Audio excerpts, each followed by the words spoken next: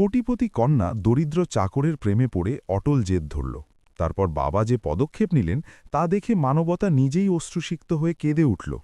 বন্ধুরা, এটি দিল্লি শহরের এক অবিস্মরণীয় সত্য কাহিনী, যেখানে শহরের সবচেয়ে অভিজাত এলাকায় নির্মিত রাজপ্রাসাদের দ্বিতীয় তলার বিশাল বারান্দায় এক তরুণী দাঁড়িয়েছিল।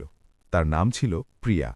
হালকা বাতাস তার লম্বা চুলগুলোকে স্নেহের স্পর্শে ছুঁয়ে যাচ্ছিল। সামনের ব্যস্ত রাস্তায় গাড়িগুলো দ্রুত গতিতে ছুটে চলছিল, মানুষজন তাদের দৈনন্দিন কাজে ব্যস্ত ছিল, কিন্তু প্রিয়ার দৃষ্টি যেন অনেক দূরের কোনো অদৃশ্য জগতে আবদ্ধ হয়ে গিয়েছিল।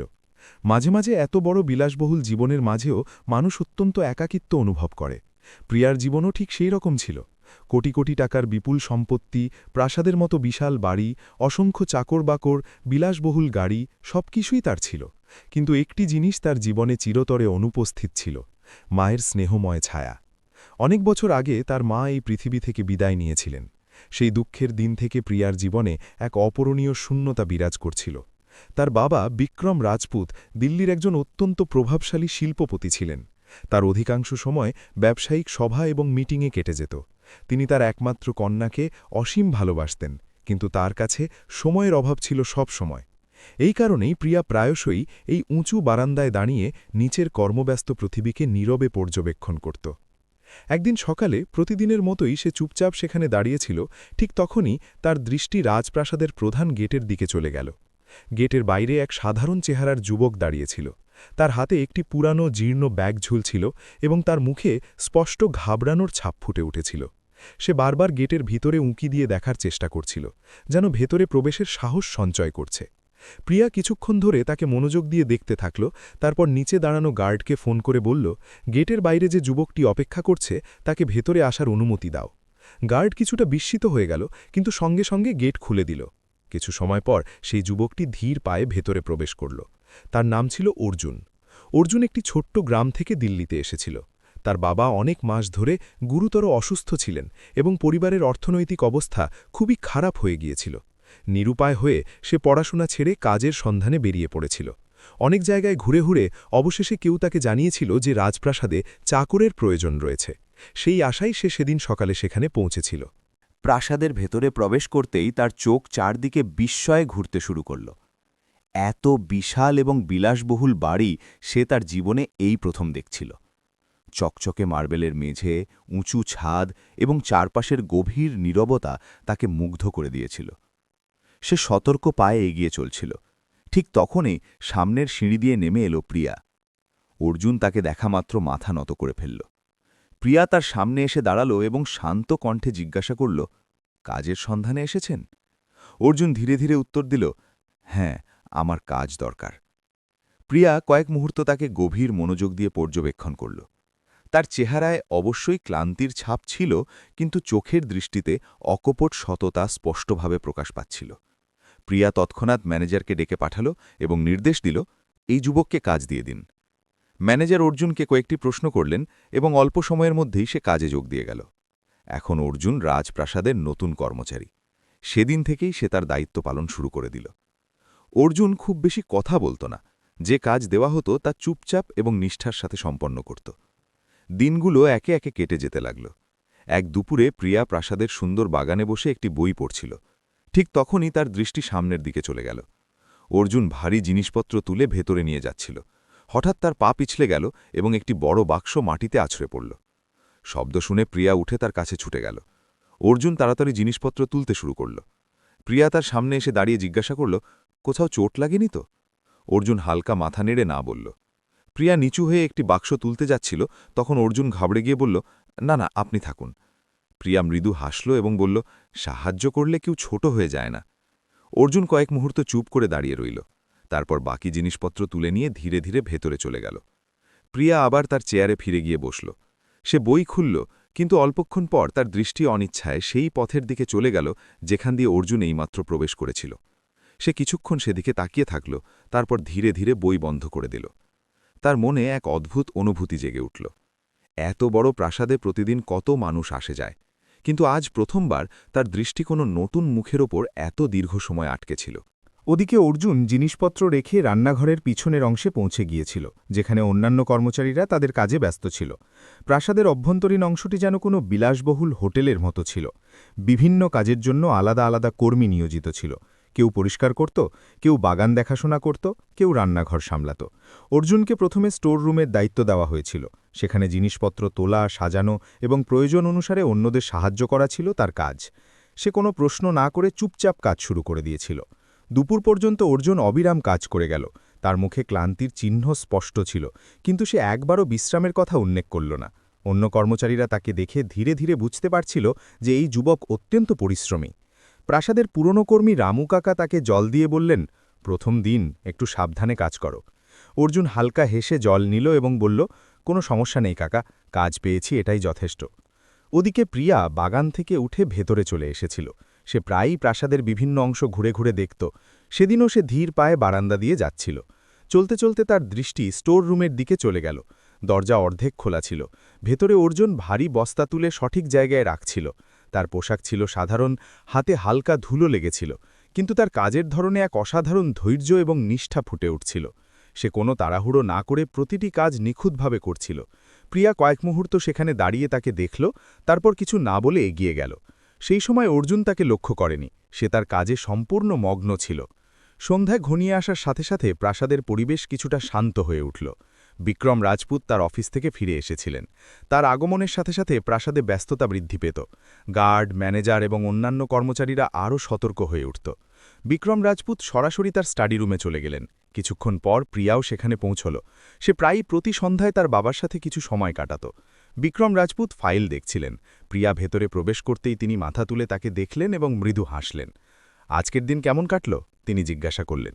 প্রিয়া চেয়ার টেনে বসতে বসতে বলল, ভালোই কেটেছে। তারপর কিছুক্ষণ চুপ করে থেকে বলল, আজ প্রাসাদে এক নতুন যুবক এসেছে। বিক্রম রাজপুত ফাইল বন্ধ করে জিজ্ঞাসা করলেন, কে সে? প্রিয়া শান্ত স্বরে বলল, অর্জুন, কাজের খোঁজে এসেছিল। আমি ম্যানেজারকে বলে তাকে কাজ দিয়েছি। বিক্রম রাজপুত শুধু হালকা মাথা নেড়ে সম্মতি জানালেন। তার কাছে এটি কোনো গুরুত্বপূর্ণ বিষয় মনে হল না। প্রাসাদের নতুন কর্মচারী আসা যাওয়া সাধারণ ব্যাপার ছিল। তিনি আবার ফাইল খুললেন এবং বললেন, ভালো করেছ, পরিশ্রমী মানুষ পাওয়া সত্যিই কঠিন। প্রিয়া আরও কিছুক্ষণ সেখানে বসে রইল, তারপর উঠে বাইরে চলে এলো। রাত ধীরে ধীরে গভীরতা লাভ করছিল। প্রাসাদের আলোগুলো জ্বলে উঠেছিল। বাগানে হালকা হলুদ আলো ছড়িয়ে পড়েছিল। সেই সময় অর্জুন তার দিনের কাজ শেষ করে বাইরে বেরিয়ে এলো। সারাদিনের অক্লান্ত পরিশ্রমের পর তার চেহারায় ক্লান্তি ছিল, কিন্তু চোখে ছিল অপূর্ব তৃপ্তির আভা। সে কিছুক্ষণ বাগানের পাশে দাঁড়িয়ে রইল। এত বিশাল প্রাসাদে কাজ পাওয়া তার জন্য স্বস্তির চেয়েও বেশি কিছু ছিল। সে আকাশের দিকে তাকিয়ে দীর্ঘশ্বাস ফেলল। হয়তো প্রথমবার তার মনে হল যে দিল্লির মতো বিশাল শহরেও তার জন্য একটি ছোট্ট স্থান তৈরি হয়েছে। সেই সময় প্রিয়া ওপরের বারান্দায় এসে দাঁড়িয়েছিল। নিচের বাগানে দাঁড়িয়ে থাকা অর্জুনের উপর তার দৃষ্টি পড়ল। অর্জুন কয়েক মুহূর্ত সেখানে অবস্থান করে, তারপর ধীরে ধীরে পেছনের কর্মচারীদের থাকার জায়গার দিকে হাঁটতে শুরু করল। প্রিয়া অনেকক্ষণ ধরে সেখানে দাঁড়িয়ে তাকে চলে যেতে দেখল। বাতাস আবার হালকাভাবে বইতে শুরু করেছিল। বাগানের গাছগুলো মৃদু দুলছিল এবং প্রাসাদের আঙিনায় ছড়িয়ে থাকা আলোর মধ্যে অর্জুনের ছায়া ধীরে ধীরে দূরে মিলিয়ে যাচ্ছিল। এবং সেই মুহূর্তে অর্জুন কর্মচারীদের ঘরের দরজার কাছে পৌঁছে থেমে গেল। কয়েক মুহূর্ত সে সেখানে দাঁড়িয়ে রইল, যেন সারাদিনের ক্লান্তি নিজের ভেতর থেকে ঝেড়ে ফেলছে। তারপর সে ধীরে ধীরে দরজা খুলে ভেতরে প্রবেশ করল।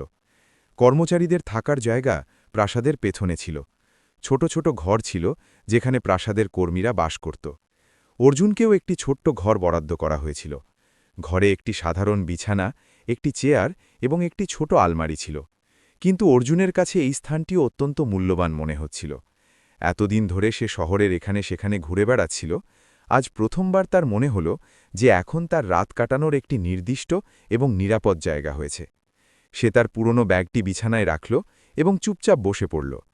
কিছুক্ষণ পর সে পকেট থেকে তার ছোট মোবাইল বের করে বাড়িতে ফোন করল। ওপাশ থেকে তার ছোট বোনের কণ্ঠস্বর শোনা গেল। অর্জুন ধীরে ধীরে জিজ্ঞাসা করল, বাবা কেমন আছেন? বোন জানালো যে অবস্থা এখনও উন্নতি হয়নি, কিন্তু ওষুধ চলছে। অর্জুন তাকে আশ্বাস দিল যে এখন সে কাজ পেয়েছে এবং খুব শিগগিরই টাকা পাঠিয়ে দেবে।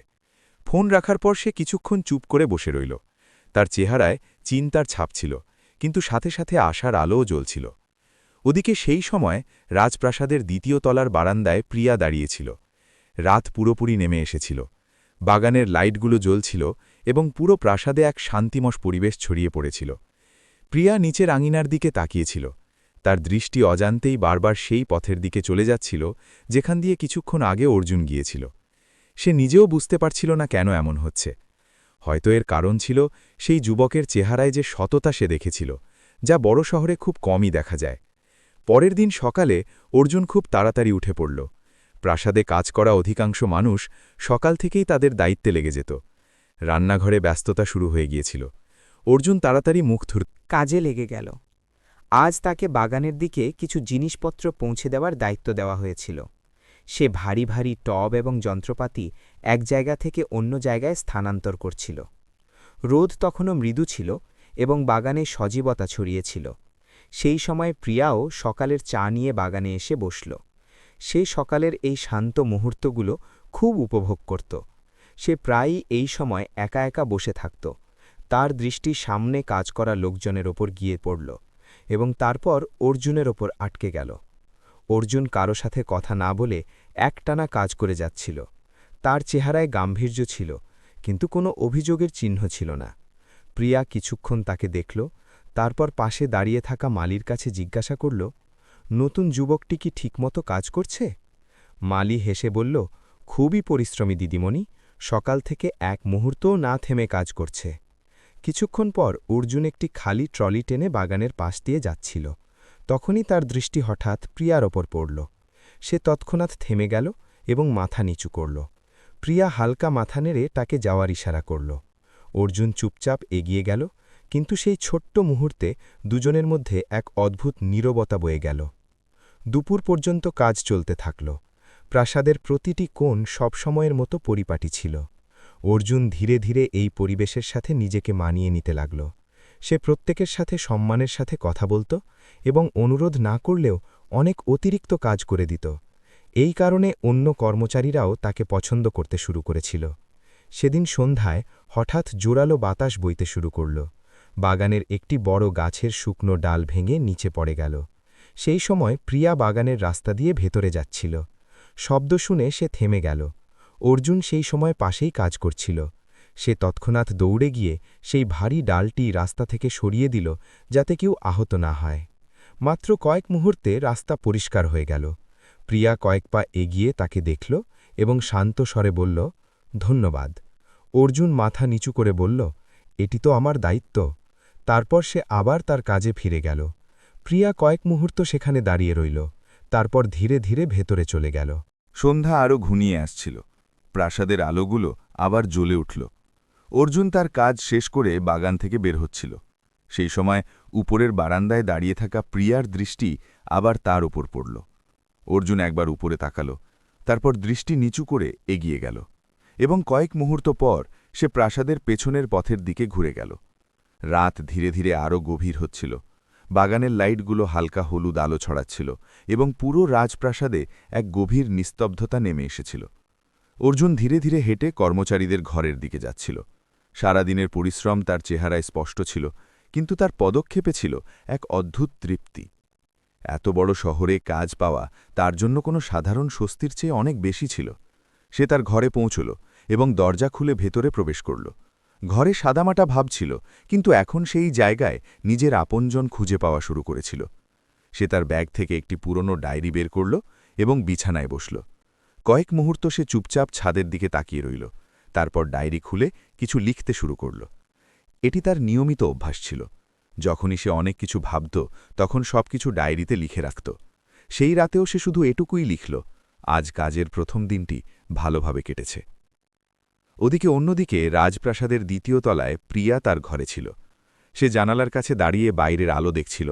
শহরের ঝকঝকে লাইটগুলো দূর পর্যন্ত দেখা যাচ্ছিল, কিন্তু তার মনে আজ কিছু ভিন্ন অনুভূতি চলছিল। সারাদিনের ছোট ছোট ঘটনাগুলো তার মাথায় ঘুরপাক খাচ্ছিল। বাগানে পড়ে যাওয়া বাক্স, অর্জুনের ঘাবড়ানো অভিব্যক্তি, তারপর তার নীরবে কাজে লেগে যাওয়া, সব কিছু যেন তার চোখের সামনে বারবার ফিরে আসছিল। পরের দিন সকালে প্রাসাদে প্রতিদিনের মতো কর্মব্যস্ততা শুরু হয়ে গেল। রান্নাঘরে কাজ চলছিল, গার্ডরা তাদের জায়গায় দাঁড়িয়েছিল এবং কর্মচারীরা নিজেদের দায়িত্বে লেগে গিয়েছিল। অর্জুনও তাড়াতাড়ি উঠে কাজ শুরু করল। আজ তাকে স্টোর থেকে কিছু জিনিস বের করে প্রাসাদের বিভিন্ন অংশে পৌঁছে দেওয়ার কাজ দেওয়া হয়েছিল। সে না থেমে এক জায়গা থেকে অন্য জায়গায় যাচ্ছিল। দুপুরের সময় প্রাসাদে একটি ছোট মিটিং হওয়ার কথা ছিল। বিক্রম রাজপুতের কিছু ব্যবসায়িক অংশীদার আসার কথা ছিল, তাই প্রাসাদের ভেতরে প্রতিটি জিনিস আরও যত্ন করে সাজানো হচ্ছিল। অর্জুনকেও তাড়াতাড়ি কিছু জিনিস বাগানের দিকে পৌঁছে দিতে বলা হলো। সে ট্রলিতে জিনিসপত্র নিয়ে বাগানের রাস্তা দিয়ে যাচ্ছিল। সেই সময় প্রিয়া বাগানের মাঝের রাস্তায় ধীরে ধীরে হাঁটছিল। সকালের মৃদু রোদ গাছের পাতা ভেদ করে মাটিতে পড়ছিল। সে সামনে থেকে আসা অর্জুনকে দেখল। অর্জুন ট্রলি থামিয়ে একপাশে দাঁড়িয়ে পড়ল, যাতে প্রিয়া সহজে যেতে পারে। প্রিয়া তার পাশ দিয়ে যাওয়ার সময় কয়েক মুহূর্তের জন্য থামল। সে দেখল যে অর্জুনের হাতে হালকা আঁচড় লেগেছে, হয়তো ভারী জিনিস তোলার সময়। প্রিয়া ধীরে ধীরে জিজ্ঞাসা করল, হাতে চোট লেগেছে? অর্জুন তাড়াতাড়ি হাত পেছনে সরিয়ে নিল এবং বলল, কিছু না, শুধু সামান্য আঁচড়। প্রিয়া কয়েক মুহূর্ত তাকে দেখল, তারপর বলল, সাবধানে কাজ করো। এটুকু বলে সে এগিয়ে গেল। অর্জুন কিছুক্ষণ সেখানে দাঁড়িয়ে রইল, তারপর ট্রলি তুলে নিয়ে নিজের কাজে লেগে গেল। সন্ধে পর্যন্ত প্রাসাদে অতিথিরা এসে পৌঁছেছিলেন। ভেতরে আলোচনা চলছিল এবং বাইরে কর্মচারীরা নিজেদের কাজে ব্যস্ত ছিল। অর্জুনকে বাগানের এক কোনায় লাইট ঠিক করার জন্য বলা হলো। সে মই লাগিয়ে উপরে উঠল এবং লাইট ঠিক করতে লাগল। সেই সময় প্রিয়া বারান্দায় এসে দাঁড়িয়েছিল। নিচে বাগানে কাজ করা অর্জুনের উপর তার দৃষ্টি পড়ল। অর্জুন মুইয়ে দাঁড়িয়েছিল এবং পূর্ণ মনোযোগ দিয়ে লাইট মেরামত করছিল। কিছুক্ষণ পর সে লাইট ঠিক করে নিচে নেমে এলো। নিচে নামার পরই সে একবার উপরে তাকাল। সেই সময় তার দৃষ্টি বারান্দায় দাঁড়িয়ে থাকা প্রিয়ার সাথে মিলে গেল। অর্জুন সঙ্গে সঙ্গে দৃষ্টি সরিয়ে নিয়ে নিচের দিকে দেখতে লাগল এবং নিজের কাজে লেগে গেল। বাগানের লাইটগুলো এখন পুরোপুরি জ্বলে উঠেছে। সন্ধ্যের আলোতে পুরো রাজপ্রাসাদ আবার ঝকঝক করতে লাগল। অর্জুন মই তুলে আবার ভেতরে যেতে লাগল এবং সেই সময় প্রাসাদের ভেতর থেকে বিক্রম রাজপুতের চিৎকার শোনা গেল। তার গলায় রাগের সুর স্পষ্ট ফুটে উঠছিল। প্রাসাদের ভেতরে দাঁড়িয়ে থাকা কর্মচারীরা একে অপরের দিকে তাকাতে লাগল। অর্জুন হাতে মই নিয়ে সেখানেই থেমে গেল। সে বুঝতে পারল না হঠাৎ ভেতরে কি ঘটছে। কয়েক মুহূর্তের মধ্যে ম্যানেজার তাড়াতাড়ি বাইরে এলেন এবং অর্জুনকে বললেন, তুমি এখানেই অপেক্ষা করো, সাহেব খুব রেগে আছেন। ওদিকে ভেতরে ড্রয়িং রুমে পরিবেশ সম্পূর্ণ বদলে গিয়েছিল। বিক্রম রাজপুতের সামনে প্রিয়া দাঁড়িয়েছিল। তার চোখে ভয় ছিল না, কিন্তু চেহারা ছিল গম্ভীর। কিছুক্ষণ আগেই প্রিয়া তার বাবাকে এমন একটি কথা বলেছিল যা হয়তো কেউ কল্পনাও করেনি।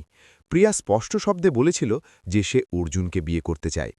প্রথমে বিক্রম রাজপুতের মনে হল হয়তো তিনি ভুল শুনেছেন, কিন্তু যখন প্রিয়া একই কথা আবার বলল তখন তার রাগ বৃদ্ধি পেল।